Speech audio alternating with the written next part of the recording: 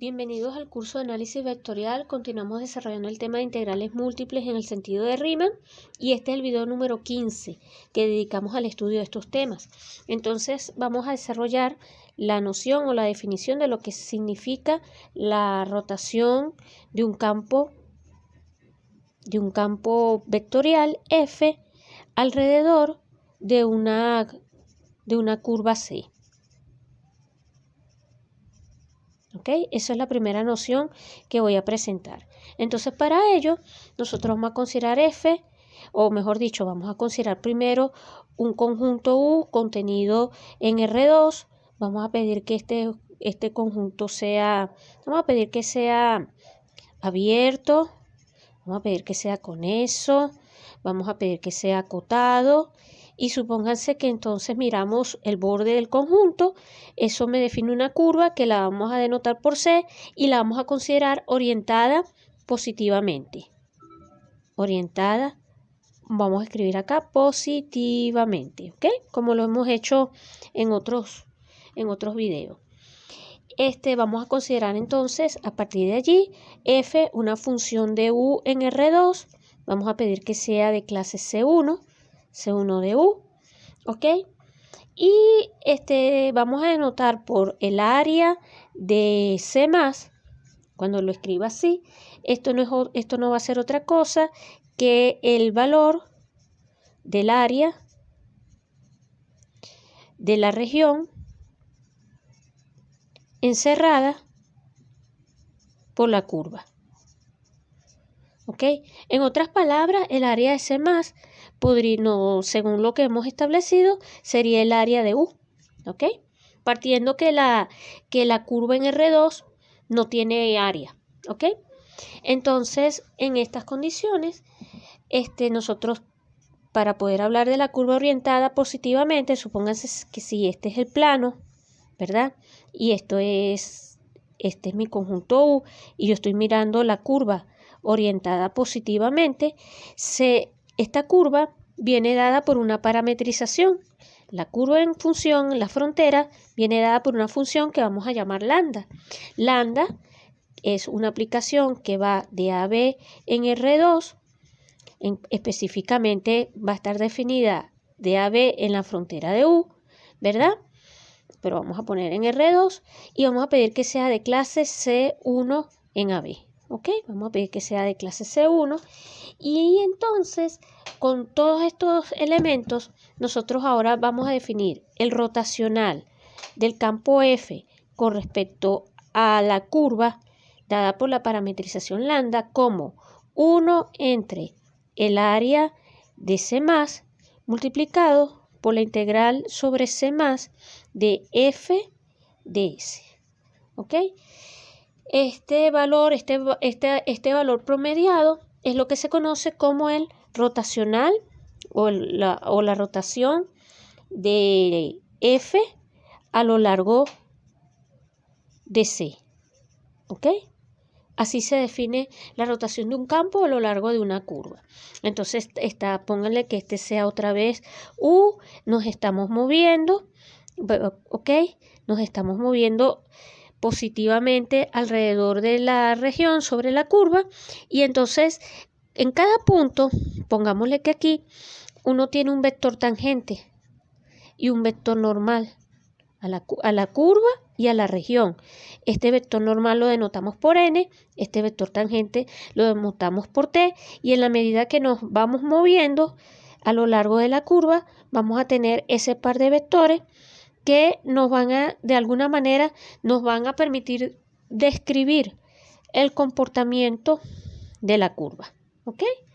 Bueno, por lo general, a este valor solo, o sea, a esta integral sola, se le conoce, a esta integral se le conoce como la circulación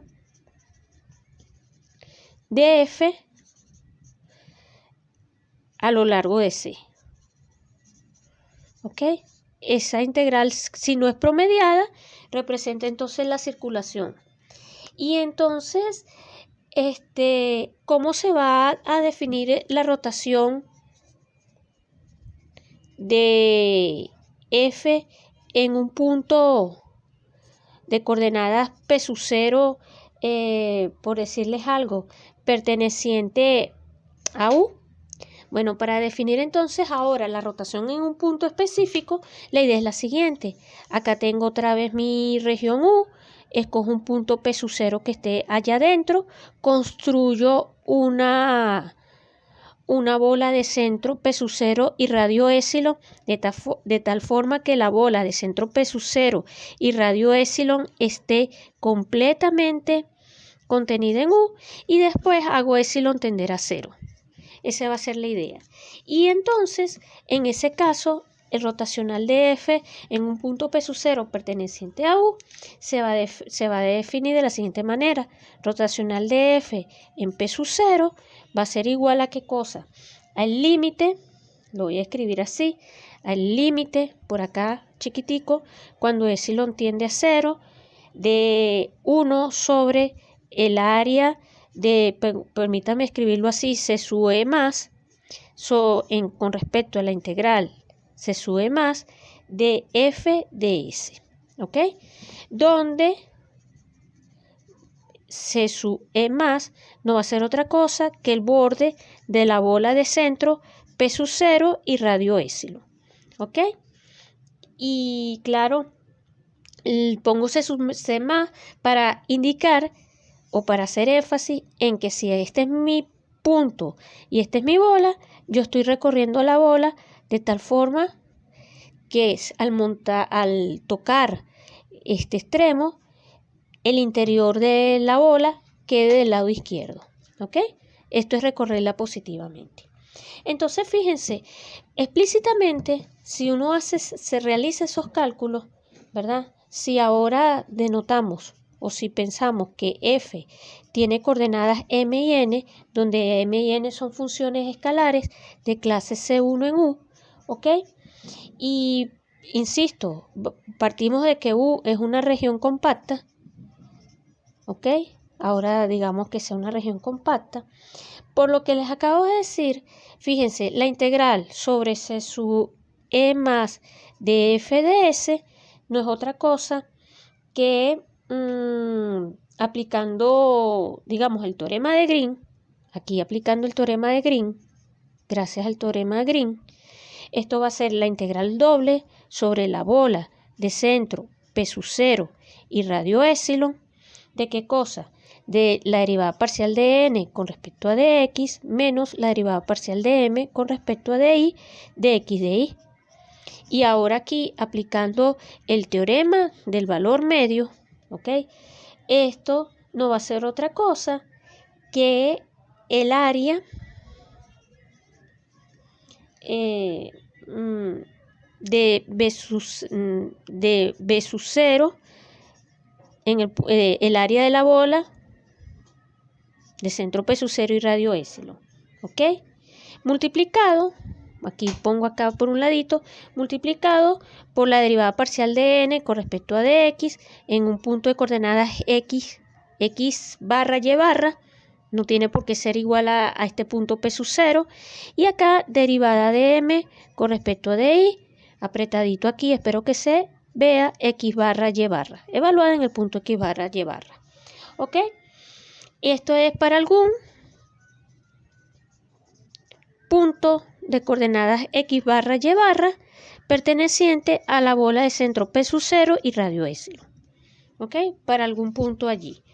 Entonces, fíjense, pero el rotacional es el límite de eso, es decir, el rotacional de F, entonces, va a ser el límite cuando épsilon tiende a 0, sustituyendo entonces en la definición de rotacional, lo que nos va a quedar es el límite cuando épsilon tiende a 0 de la derivada parcial de esto, evaluado en un punto x, y barra, menos la derivada parcial de esto con respecto a y, evaluada en el punto de coordenadas x, y barra, ¿ok? Y ahora, como m y n son continuas, ¿ok? Porque así estoy pidiendo que sean. Si epsilon tiende a 0, observamos que este punto X barra Y barra tiene que aproximarse al punto P0, que vamos a darle coordenadas X0, Y0. Tiene que aproximarse a ese punto por continuidad. Luego, esto nos permite concluir que el rotacional de F en el punto P sub 0, y aquí permítanme rescatarlo y ponerlo acá P sub 0, que es el que estoy calculando ahora, no va a ser otra cosa que la derivada parcial de n con respecto a dx en x0, y0, menos la derivada parcial de m con respecto a di en el punto x0, y sub 0. ¿Ok? Y eso es lo que se define como rotacional en un punto. En general, la definición de rotacional puede ser más extensa, pero fíjense que refleja una circulación. Y entonces ahora yo quiero hacer o brindarles la demostración y el enunciado del teorema, del siguiente teorema, que se conoce como forma vectorial del teorema de Green. ¿Ok? Que es otra versión del teorema de Green muy, como quien dice, muy útil o muy conocida, que es la siguiente: sea U contenida en R2 una región compacta. Vamos a ubicarnos en las mismas hipótesis del teorema de Green. Sea entonces una región compacta, F, vamos a suponer que tiene coordenadas Mn de clase C1 en U. Entonces, la versión que vamos a tener aquí es la siguiente: la integral sobre el borde de U, o sea, sobre la curva orientada positivamente de f de s. Acuérdense que esto es una integral de línea. Esto que está aquí va a ser una integral de línea. Va a ser exactamente igual a la integral doble sobre U del rotacional de f por k de x de y. ¿Ok? ¿Y cómo va a ser esto? La demostración de este es el mismo teorema, digámoslo así, permítanme encerrarlo así en un cuadro. Este es el mismo teorema, esta es una versión del teorema de Green. Bueno, ¿cómo es la demostración de este teorema? Brevemente, demostración. La demostración es la siguiente. Comienzo con la definición, comienzo con esta integral. Esto es, por definición, la integral sobre el borde del producto escalar de este vector con ds, que sería dx, dy. Permítanme escribirlo así. Y esto formalmente va a ser entonces, el producto de esto sería m de x más n de y. Si lo trabajo formalmente, escribiéndolo así. Y entonces aquí aplico el teorema de Green por el teorema de Green, aplicando Green por el teorema de Green. Aquí va a ser la integral doble sobre U, y entonces aquí me quedaría derivada parcial con respecto a x de la función n menos derivada parcial con respecto a y de la función m. ¿Ok?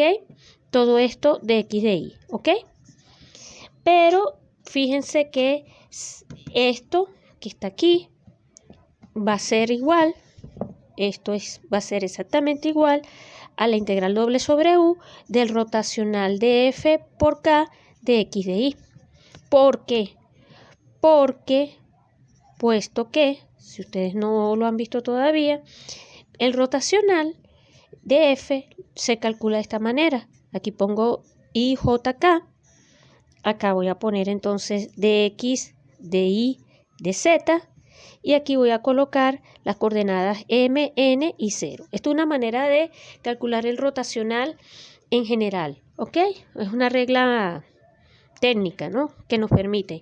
Y esto explícitamente no va a ser otra cosa que derivada parcial de x de 0 menos derivada parcial de x en n en la primera coordenada.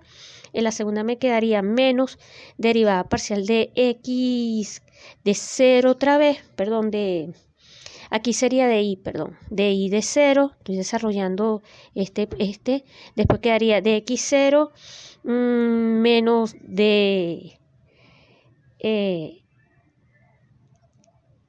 lo voy a poner así, de zm, ok, y aquí, perdón, de zn, Entonces repito, primer cuadrante sería de I0 de ZM, el segundo sería de X0 de ZM y la tercera coordenada me quedaría este reglo que está aquí y entonces se quedaría de XN menos de YM. La pongo aquí apretadita para que se vea. Primera coordenada, segunda coordenada, tercera coordenada, o sea que en esta coordenada 0, en esta da 0 y en esta da lo que nos interesa, o sea, esto nos va a quedar 0, 0 y la última coordenada que entonces sería de XN menos de YM, ¿ok?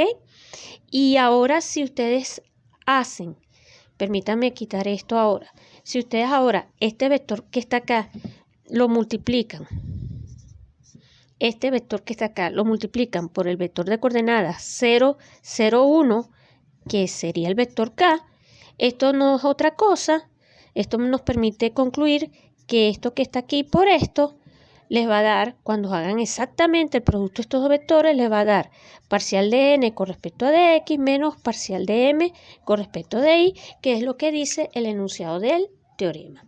Entonces, de esta manera, damos por demostrada la forma vectorial del teorema de Green y lo que es un operador rotacional.